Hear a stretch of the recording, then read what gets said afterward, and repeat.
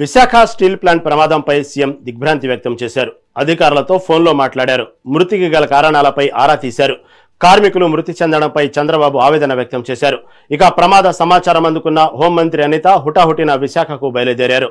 Visakha collector సిపితో ఫోన్లో మాట్లాడారు.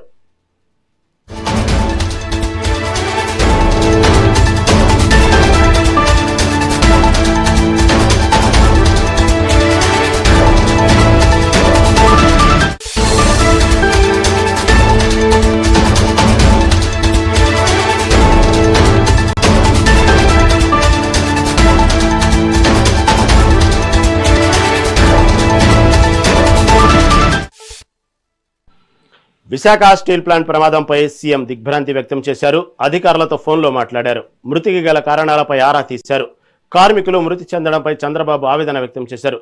ఇక ప్రమాద సమాచారం అందుకున్న హోంమంత్రి అనిత హుటాహుటిన విశాఖకు బయలుదేరారు. విశాఖ కలెక్టర్ సిపితో ఫోన్లో మాట్లాడారు.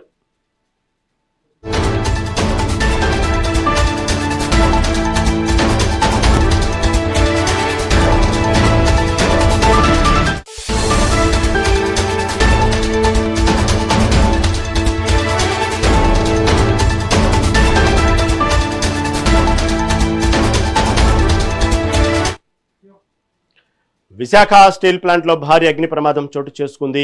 SMS-2 STC-3 హీట్ FGలో పెద్ద మొత్తంలో ఉక్కు ద్రవం లీక్ అయింది.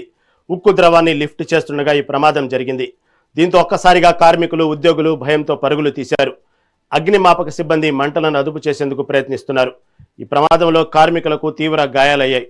8 మంది కార్మికులు సజీవ దహనమైనట్లు తెలుస్తోంది. మృతుల సంఖ్య మరింత పెరిగే అవకాశం ఉంది.